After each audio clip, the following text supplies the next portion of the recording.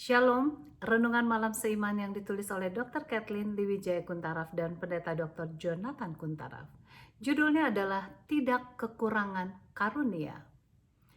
Sebab di dalam Dia kamu telah menjadi kaya dalam segala hal, dalam segala macam perkataan dan segala macam pengetahuan sesuai dengan kesaksian tentang Kristus yang telah diteguhkan di antara kamu. Demikianlah kamu tidak kekurangan dalam suatu karunia pun sementara kamu menantikan penyataan Tuhan kita, Yesus Kristus. 1 Korintus 1 ayat 5 sampai dengan 7. Sangatlah jelas sekali bahwa Tuhan mempunyai rencana dengan karunia nabi atau karunia bernubuat agar dapat menolong umat Tuhan supaya tetap setia dalam kebenaran. Adalah rencananya agar karunia ini tetap hadir dalam jemaat, agar umat Tuhan bisa mendapat manfaat dari nasihatnya yang rinci dan relevan untuk waktu serta tempat di mana mereka hidup. Menurut Alkitab, karunia roh nubuat adalah untuk gerejanya, jadi tidak perlu mencari nabi Tuhan di luar gereja. Karunia ini adalah untuk orang percaya. Kita bisa lihat dalam 1 Korintus 12 ayat 28 dan 1 Korintus 14 ayat 22. Paulus membuat analogi antara karunia-karunia untuk gereja dengan tubuh manusia. Dalam analogi ini, karunia bernubuat dapat dianalogikan dengan mata dari tubuh kita.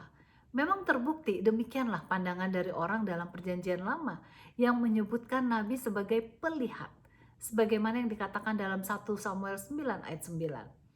Jelaslah nabi adalah sebagai mata untuk umat Tuhan. Dengan dasar analogi ini diharapkan nabi akan mempunyai khayal atau visi. Kita bisa lihat dalam Bilangan 12 ayat 6 menyebutkan bahwa Tuhan akan menyatakan dirinya kepada nabinya melalui khayal dan mimpi.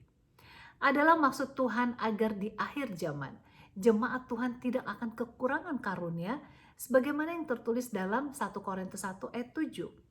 Tuhan menghendaki agar kita tidak kekurangan rasul atau gembala atau guru atau evangelis atau nabi sekalipun. Untuk itu, karunia roh nubuat itu bisa lebih dari satu orang.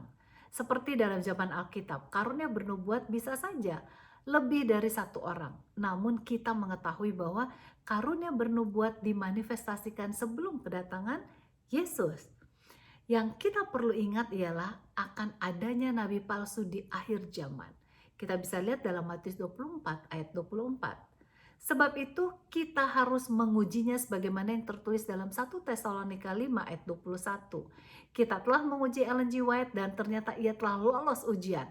Maka itu berarti kita perlu belajar tulisan roh nubuat, sehingga kita dapat menikmati keuntungan yang maksimal dari tulisan roh nubuat yang bermanfaat untuk kebutuhan fisik, mental, dan rohani kita.